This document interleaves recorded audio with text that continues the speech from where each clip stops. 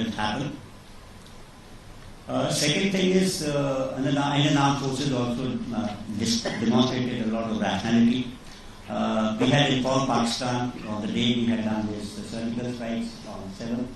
We had done it till from 1105, that's at about 1 o'clock to about 1:30, and 5 minutes later we had picked up the Director General of Military Operations to say that we have done this, and we had only terror targets, military establishments, and out of the purview of the strikes, and we have ensured that there are no collateral damage to civilians, and we need to talk to each other. So that was, I think, the rational decisions. And subsequently, when there was a rhetoric from Pak side, we also said that in case Pakistan hits military establishments, we are going to hit them back, we'll hit them harder, and if they stop, we are going to stop.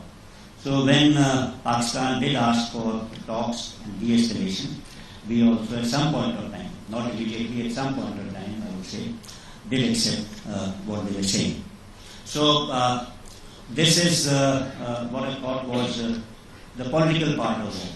And now I talk about the combat part of war. That's the second part. Like I said, it had 4 constituents. That's the combatant, the Yodha, the battlefield, combat zone, the fight takes place.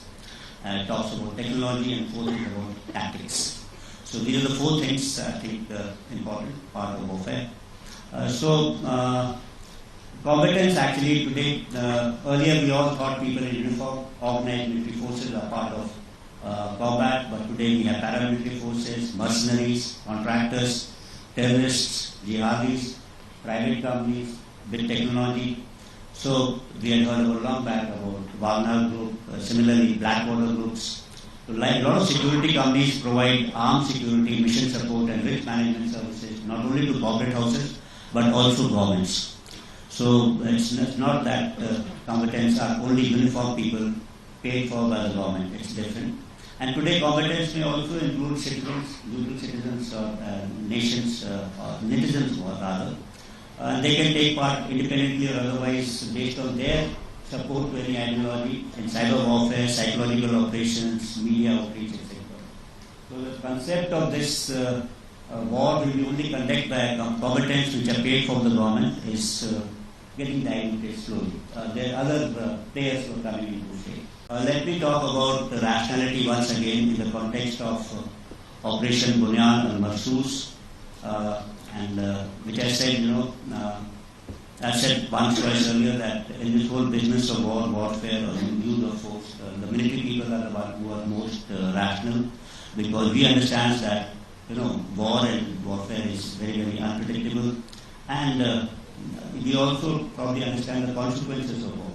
So that I think is important. So although lost by Pakistan on 10th of May at about 1 a.m., its aim was to get down India to its knees in 48 hours. Multiple attacks were launched. And in some manner, they have escalated this conflict, which we had actually hit only terror targets, but also into the military domain. From their perspective, it would have been rational in the sense they would have said that you use military means to hit these targets. But it was also rational on their part. Operations which they thought will continue for 48 hours, folded up in about 8 hours. And on 10th, then they picked up the telephone and said they wanted to talk.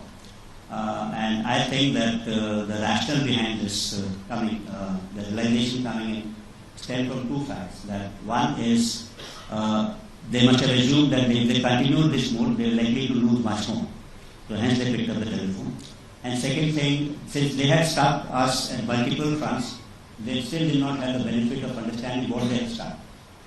So they must have thought they must have struck, and hence they like to talk now. And if they don't, they tend to lose both. So these were the 2 factors which would have made them take, but it's only after say 1 or 2 days they would have realized that all their kind of attacks which they had not against us are not fortified.